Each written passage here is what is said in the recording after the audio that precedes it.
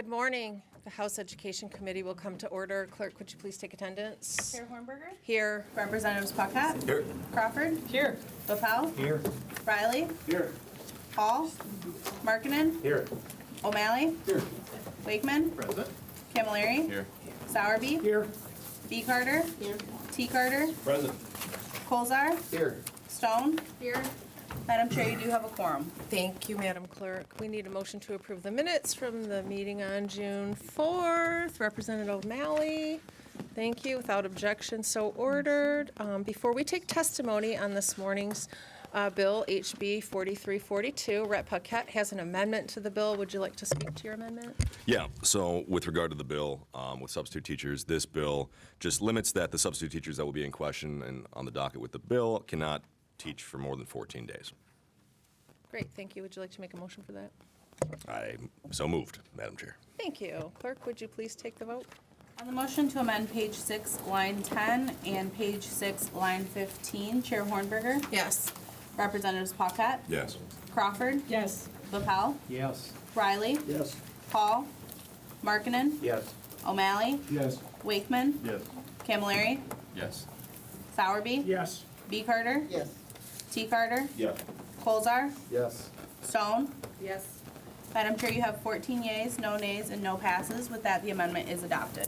Thank you so much. Representative Paquette, would you like to take the hot seat and enlighten us? The merits of your bill?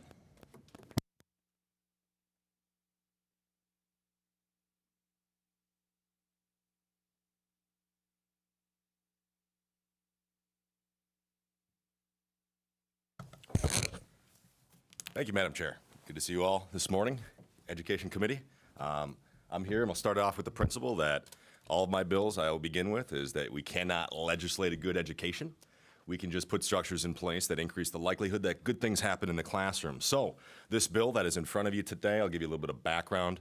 Last year, I used to be a traveling Spanish teacher. And whenever I was out, no subs would really want to fill my position because I was in a different class every single day, and it was very, very difficult to coordinate with substitute teachers, especially in a district like mine. Not many substitute teachers were available.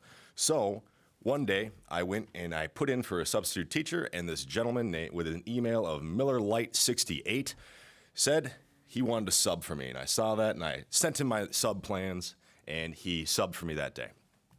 I came back the next day, and I got testimony from all of my classes that this gentleman was very, very mean to all of my kids. And I made a promise to them. I said, I will never have this substitute teacher come and fill in for me ever again. So the next time that I was out, a couple weeks later, I had to get a sub. And I saw Miller Lite 68 took the job. And I went on to ASOP, the front line online, and I pushed the X and I canceled his substitute teaching, whatever input. And no one filled in for me that day. So throughout all the different buildings I was in, people had to fill in and use their prep time, other teachers, and the principal had to come in and fill in for my Spanish teaching position. So the next time I was out, the third time, which was a couple weeks later, I put in for the substitute teaching position, and again, Miller Lite 68 comes in. And I had to accept this gentleman to come fill in for me in the class. My kids came up to me and said, you told us you would never have that guy in here again because he was very, very mean. And he was. And that's why I have this bill. So that's a little bit of background. And the bill, you'll have a letter in front of you as well from a certain parent. I had 2 of his boys in class throughout my teaching career. And if you read about it, the gentleman speaks 4 languages. He's very established in his career. He's very intimately knowing of my classroom. He knows all of the kids. He has them over at his house on the weekend, often. And the gentleman cannot sub. I tutored many individuals in English because they were Spanish speakers over the summer. I had plenty of their kids in class. These individuals who were fluent in Spanish and fluent in the culture of Spanish or Spanish-speaking countries were incapable of filling in for my class, even though they had in-depth knowledge of what was going on in my class and they wanted to be involved. So the bill removes the 60 college credit limitation that is required for a person to substitute teach. Substitute teachers through this bill still have to go through a background check. They still have to take training online, which is called GCN. And they have to do a full day of in-service training as well at the RESA. This is something that is all required through EDU staff.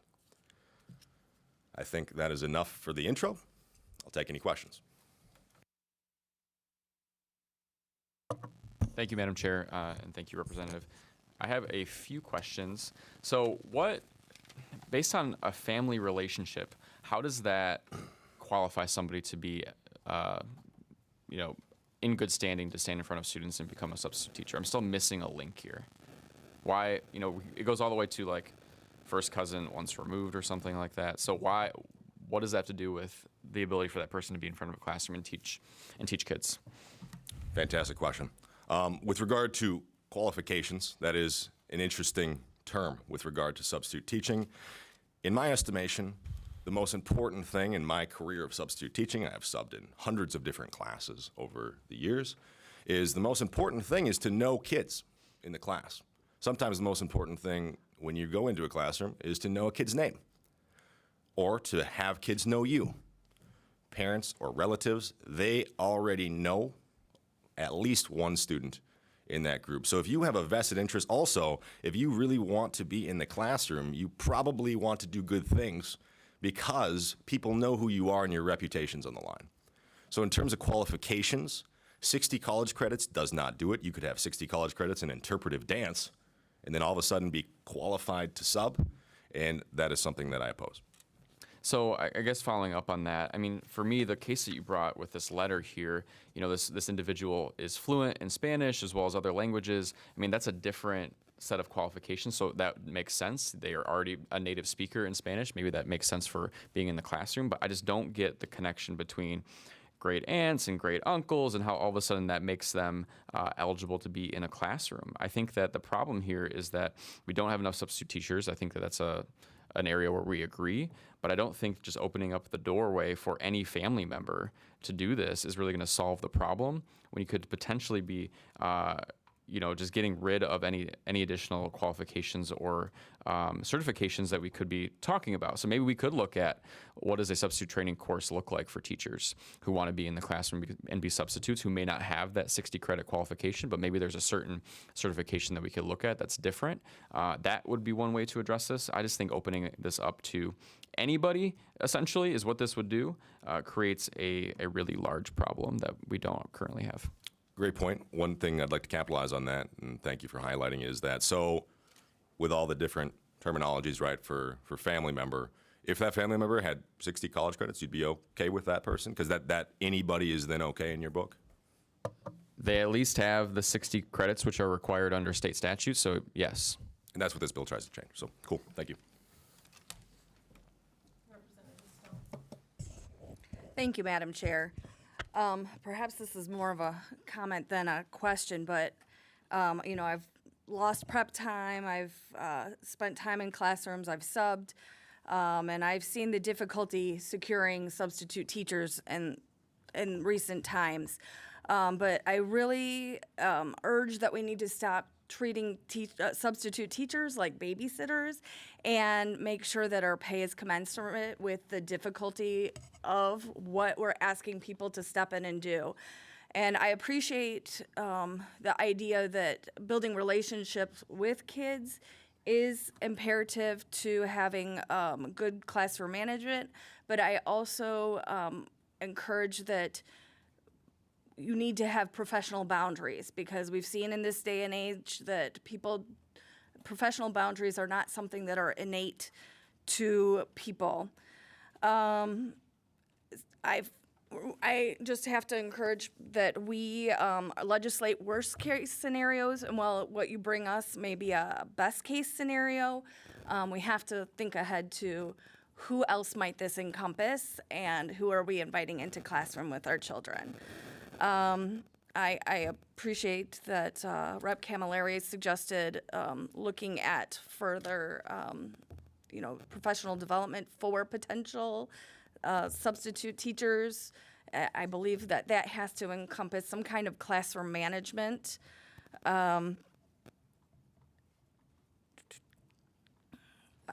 I've encountered plenty of parents who have difficulty managing their own children, and that simply plopping them in with 30 children does not mean that they're well prepared to manage a classroom. Thank you. And with that comment in mind, can I respond, Madam Chair?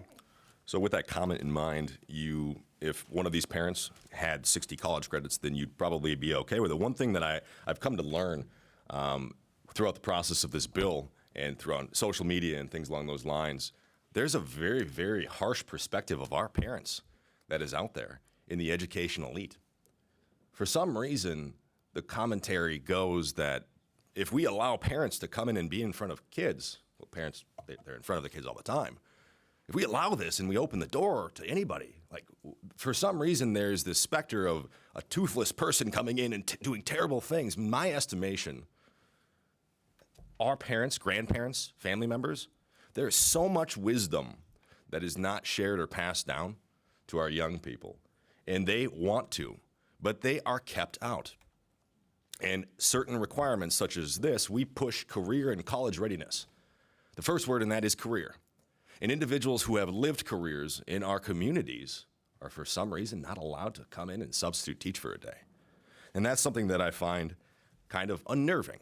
However, this bill, again, simply widens the pool of available substitute teachers.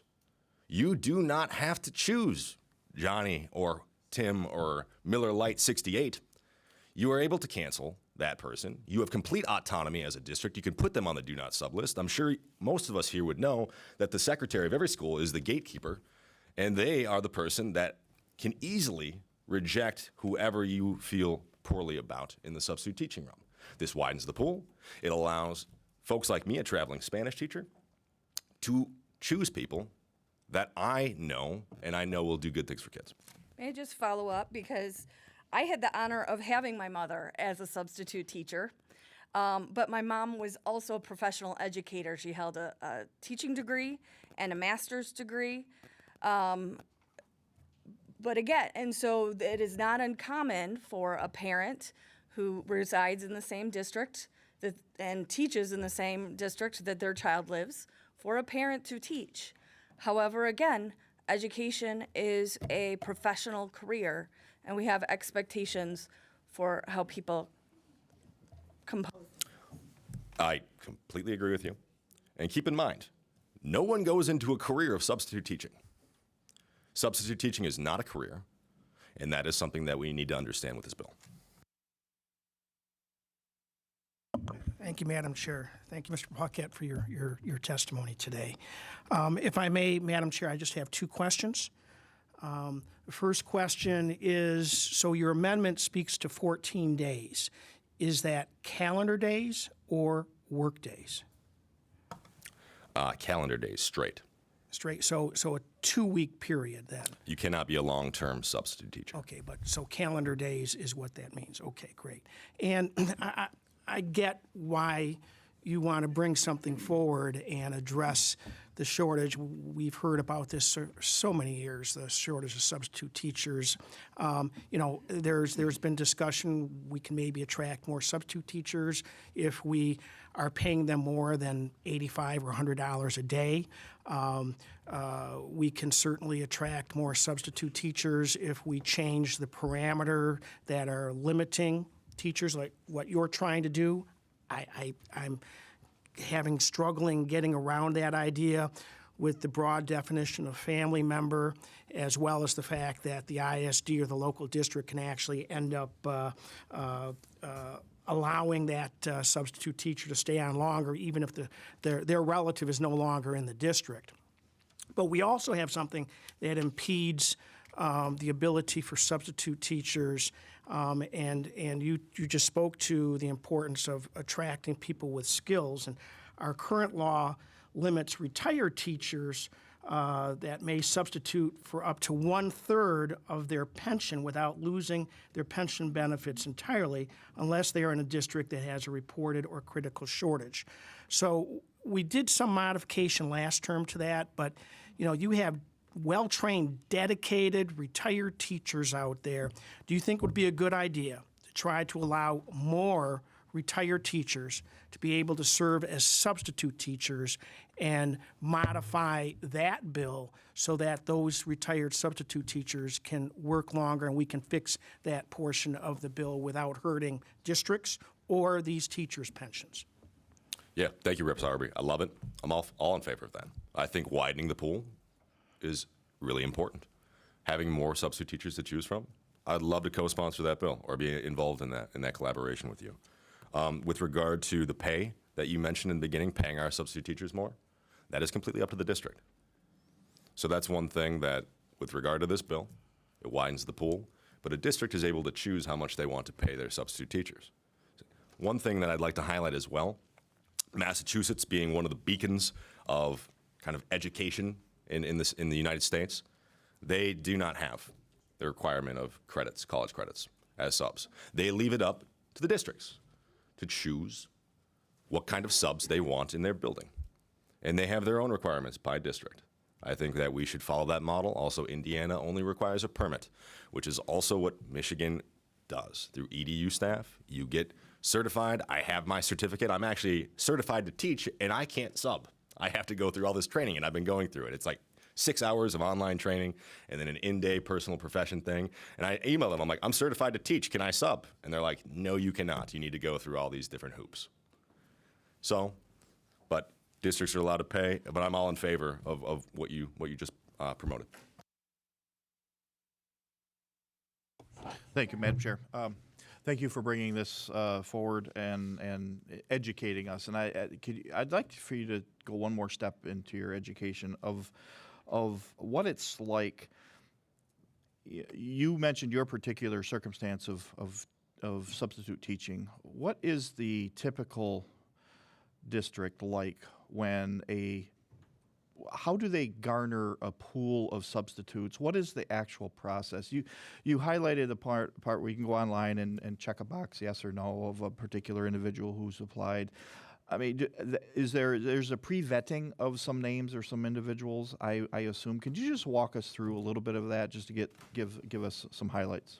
Yes, definitely. And then I'd have a question to comment after that. Yeah, so EDU staff or edu staff is kind of the system that folks must go through. So they have this whole checklist of things you need to do. And one of them is, so you need to go to your RESA, get fingerprinted, all those different pieces, the background check. That is always there. And then after you select what districts you'd like to work in as a sub, whatever is around you in your house, you would apply for those and then you'd get put into the system. And every single time through this web-based forum, any job that pops up, some people pay for like an app as well that will pop up and you can get the job like quicker than other people. First come, first serve is the way. But once you register for that, the teacher will get an email and it will say, this person has registered for you to fill in for you. Would you like to contact them? Send them your lesson plans. They'll have their email, like Miller Lite 68, and you are able to correspond with them if you so choose. But also, you will be able to see their name. You'll know who they are if you'd like as an individual teacher, and you can cancel that person if you'd like. Also, when I subbed, especially while I was getting my master's degree to get certified, I was a preferred substitute at a lot of my schools in the area. So they didn't even put the job online. They just called me and they said, hey, Brad, will you come sub for us? And I'd be like, sure. Thank you. And then just to follow up on that part, clearly there's a need for substitute teachers, or else we wouldn't be having to go and try to cast a wider net to bring people in. Can you touch on? I mean, I have had experience in going into classrooms. Classrooms are a means of instructions, not just in book form, but in also real life form. I have come in as a business owner. Classrooms have used people that have been in trades to come and educate classrooms in that. Even politicians have come into classrooms to educate government students, which I have done. So there is a mechanism where people can come in a very short-term way that are not that don't need to have the requirements as has been outlined in other questions today. So I know it's already out there to allow industry and businesses to come in. So it's already there. It's already happening. I think what you're working on is good. I think casting a wider net for these kinds of needs are important. And to capitalize on that, just briefly, it would also allow parents or family members to see what it's like in the classroom. And I believe a lot of more respect for teachers in the profession would come with that alone. Thank you very much, Madam Chair. Just kind of follow up on Representative Wakeman. First of all, this would probably help rural districts in a lot of ways, just because you talk about pools, it's even smaller in smaller communities. But help me understand this. I took 2 years of Spanish in high school. Hola, que tal is about all I can remember. I would probably not be your substitute teacher, correct? So my point If being, you had 60 college credits, you could. and there's a scary point. So here's my other point, I guess, is most of these positions would probably be much like the representative spoke of. If it was the auto tech class, it would probably be a local mechanic who would be coming in and substituting, not necessarily Jack. If it was a public speaking or broadcasting, I would think with my 40 years in broadcasting, I would have some standing. I'm assuming we're looking at that sort of thing where it's somebody who fits that bill. An art class would have an artist, not me with stick drawings. I'm asking. That would certainly open up the door for it. But keep in mind as well, when you have a substitute teacher come in, you aren't expecting them to have mastery of content. By no means. That is why the teacher, when they leave, they prepare extensively lesson plans to be like, okay, learning will continue this day. Please facilitate this, this, and this. And those are sometimes very tough to do when you have somebody who's new every time, doesn't know the classroom, doesn't even know the kids' names. That's very difficult to do, to make learning happen when you are not there. And so, yeah, it'd be fantastic. I think it would open the door, the wider net, to have artists come in and maybe be able to, and again, it just increases the likelihood that good things will occur in the classroom. My grandma's 87 years old. She has 0 college credit, tons of wisdom. She can command a room. I can tell you that. Not saying that she would come in and sub, she would not probably do that, but people that are capable and want to be involved, we should allow them to be involved. Thank you, Representative Camilleri. Thank you. So another follow-up question here. So in terms of parent involvement in schools, I think that there are many programs that are available already. So for example, in my area, we have the Watchdog program where a lot of dads come into the school to walk the hallways and just be a presence in the school. And so this idea that you have to be a substitute teacher to be in the school isn't fully there. I think there are other opportunities for family members to be there. But I just want to really think through what Representative Stone was talking about earlier, the professionalization of this work. That's the question I think we need to deal with. Because in what other world is it acceptable for a family member to just step in and replace that individual? Is it acceptable for the mother of a doctor to fill in for your appointment? Is it acceptable for the brother of a lawyer to come in and take your cases? I don't really see how this would work in any other profession. So why would we step back and say it's okay for teaching? That's what I think I'm missing here. And with all due respect, Rep. Camilleri, in Massachusetts, that's the world that this can occur. Indiana as well. And keep in mind, and I want to reiterate, substitute teaching is not a profession. It is, though, for some people. So I have people So who have when contacted me about this already. They are Right. doing this as a second career. This is what they do as their income. This is their job. This is their career. So to So think when that you talk about a doctor, right, they have to go to college and they have to specialize and take credits about teachers doctor have to go to things. college and do that too. So tell me about the substitute teaching, I guess, wing that MSU has to become a substitute teacher. Tell me about those classes. So that's where I think that we could find some common ground and actually create a system that does professionalize the substitute teaching component. That I don't think that Fine. this bill addresses. And is that something that you'd be interested in doing? Because I'd be more than happy to I'm work all on about that. collaborating with anybody and everyone to increase the likelihood that good things happen in the classroom. I will do that wholeheartedly. That's why I'm here. The one reason why I ran, ladies and gentlemen, as a public school teacher was for education reform. That is legitimately why I'm here. And I know a lot of people in our education system oppose all my bills, and they probably will continue to do so, which I think is pretty enlightening. because the one reason I am here is to push the ball forward in the state of Michigan with regard to education reform. And the people that are opposing that are keeping it the way it is. And we have to think outside of what is already. And I agree, I'm all about any kind of ideas, you know this, and let's do that. Thank you. Representative T. Carter. Thank you, Madam Chair. Good morning, Rep. I'm sitting here and I'm trying to wrap my mind around this, having Detroit as part of my system, E-Course and River Rouge. And I think that Rep. Sowerby hit it on the head, and it's something that we did at the Sheriff's Department when I retired. We called back ex-deputies and told them you can only work for a short period of time because there was a shortage. I think that we need to address this with the retired teachers, that this does not impact their retirement, that they can go to Ohio and teach, they can go to Indiana and teach, but they cannot teach in Michigan. So we've got to address that.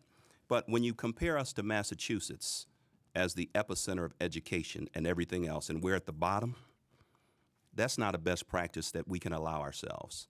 And so I'm looking at this, and I'm trying to, there's some relatives I have that just be honest, I wouldn't let walk my puppy. Let's just be honest about it. Oh, okay. Well, if they're watching and they haven't walked my puppy, they understand why. You know, I try to look at this impactful. We have a lot of charter schools, and we just had a young lady graduate and blasted her charter school. It was in the news because the constant arrival of substitute teachers. And this is a profession. I live down the street from my 89-year-old third grade teacher. This is a profession. And I think we need to do everything to strengthen this as opposed to dilute it. I've got a college degree. I retired from the Sheriff's Department. I don't think you want a guy who used to be in charge of inmates going in and being in charge of kids. So, maybe you do. But I just think that we need to figure out a better way to work this out. Because remember, this you're looking at it from the impact of your area. But when we write laws, we impact the entire state, and this would be devastating to some school districts. Appreciate the comments, Rep. Carter. Hands down, I'm all in favor of allowing retired teachers to be involved. Like, let's do that. On a second note, keep in mind that if your relative had 60 college credits, whoever that you wouldn't let walk their puppy, they're allowed to sub then, sir. And second, none of us should be legislating our districts in the way that we are requiring or putting limitations in, that they can't get the good people, and maybe not your relatives, but there are amazing people out there that cannot substitute teach because of this limitation. And with career and college readiness in mind, career is something that a lot of our parents' relatives have lived through. And so you don't have to hire any of these subs. The district and the teacher have complete autonomy. So please don't hire those subs. Go to your district and describe to them, don't, why would you ever want Miller Lite 68 back in the class? Well, he has 60 college credits and no one else is there. And if I may, just a follow-up, I just pulled it up. There are 114 colleges and universities in the Commonwealth of Massachusetts. And we always look at Massachusetts as the epicenter for what and how to do things. But if we look at the education system there, we're nowhere near. Thanks. I agree. And that's why we as a legislature, we cannot legislate in education. We can put structures in place to increase the likelihood that good things happen in the classroom. And this is something that will increase the likelihood that good people who love kids can be in the classroom and do what's best for them. Representative Stone. Rep. Paquette, you did mention that you had a bad experience with Miller Lite something. Correct? Why didn't your district let them go as a substitute or block them? There was no one else. Interesting. And the one thing I want to reiterate, I appreciated so Rep. O'Malley's comment that it would be nice if we had professionals who had content similar experiences who could substitute and provide content. But as an educational professional, the one thing that is most important with a substitute teacher is classroom management, the safety portion that you said. Having 30 children together is difficult at best. And having management skills is what is the most important part for a substitute teacher. Just to follow up that if these family members that we're inviting into districts to substitute are on par with the rest of the substitute teacher, why restrict them to only 14 days of instruction? Great question. Beginning with the management skills, I agree completely. Classroom management skills are awesome. They're very important to have. And again, with the 60 college credit requirement, the people that are coming in never had a class on management skills. These credits are not, they're not there to be like, oh, here's how you manage a classroom.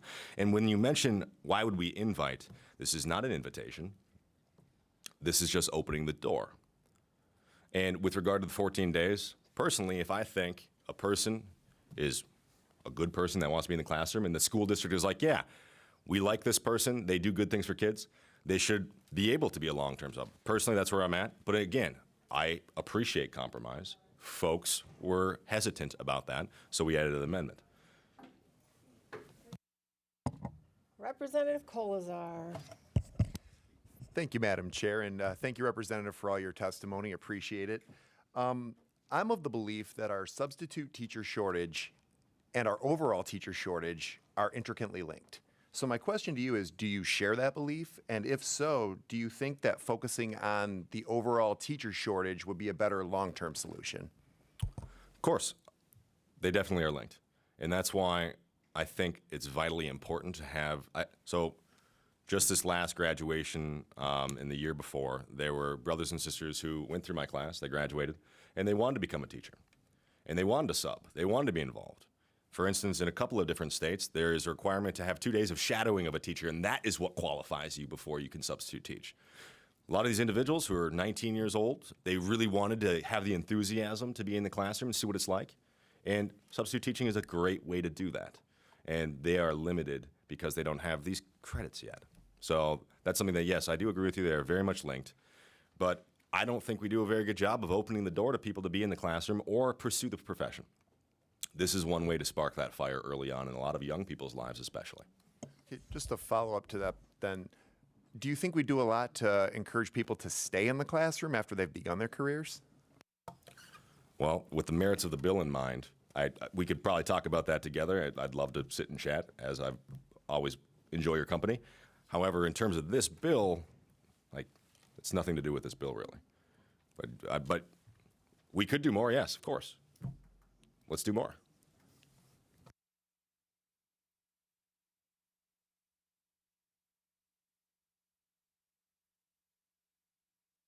Sorry, I keep getting reminded to hit my microphone. So I'm going to read in all the people that are opposed to your freedom, Representative Paquette. These are all for your bill. Not wishing to speak and opposing 4342, Ernest Tisdale from EduStaff. Not wishing to speak and opposing Jennifer Smith from Michigan Association of School Boards. Not wishing to speak and opposing Caroline Lythen from the Department of Education. Not wishing to speak and opposing Bob Kefchin from MASSP. Not wishing to speak and opposing Julie Rowe from AFT Michigan. Not wishing to speak and opposing Peter Spatafor from Michigan Association of Superintendents. Not wishing to speak and opposing Thomas Gilpin from, for himself, substitute teacher, contract educator. Oops. Not wishing to speak and opposing David Zolke from the Middle Cities Education Association. So I can mention, in case you haven't read through the school aid that came out last week, there is one piece in there that I'm hoping will help us be able to better track where teachers are going and where teachers are needed, and if in fact there are shortages in certain areas and not in other areas. So Representative Miller and I had spoken in depth about creating a statewide school jobs posting where we'll be able to hopefully create that and start tracking some of those things to start looking at where people are working and where it's harder to get people to work in education. So with that being said, thank you so much for your testimony, and no absent members. The House Education Committee is adjourned.